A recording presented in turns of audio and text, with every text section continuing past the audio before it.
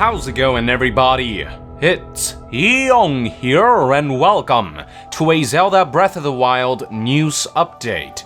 The following information comes from Eiji Aonuma, who recently did an interview with website Waypoint, through which he shared some interesting details about the highly anticipated title. So what I'm gonna do is basically list out the most relevant and important bits of information that yielded from the interview. Starting with the topic of game saves. According to Eiji Aonuma, the game will feature autosave and manual save. The game autosaves often enough that if you run out of battery while playing Breath of the Wild, you shouldn't lose too much progress. But just in case, players can also choose to manually save the game right before the battery runs out or whenever they want so that they don't lose any progress at all. Now, Eiji Aonuma did emphasize that this isn't necessarily a feature that the Switch offers by default, but rather it's just something that the team decided to implement. So features like autosave and manual save will be on a game-to-game basis. It'll be up to the developers to decide what's the best saving format for their particular game. Another topic that Eiji Aonuma talked about were dungeons, and he basically took the time to reiterate that while only shrine mini-dungeons have been shown thus far, he reassured that the game will feature the labyrinth-style large dungeons you've come to expect from a Zelda game. Aonuma also explained why they decided to make the mini-dungeons called shrines in this game, and he said that it helps bring balance to the large overworld and that they can break up the world into smaller, explorable chunks. Basically, it makes the world denser. One problem that Zelda games like Twilight Princess had was that, yeah, there was a lot of room to explore, but most of the time you were just walking about with nothing to do. These mini dungeons called shrines will ensure that you always have something to discover wherever you go.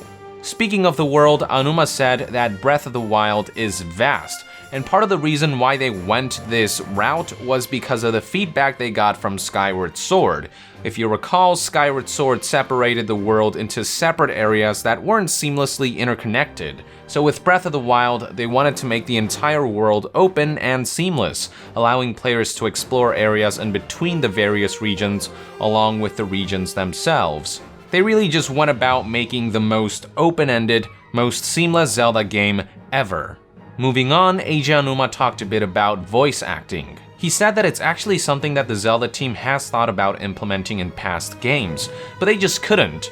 This time, they can because of a certain system used in the game. Unfortunately, he couldn't talk too much about this system because this would apparently give away too much about the game, so the players will have to play the game and judge for themselves how voice acting fits into the game.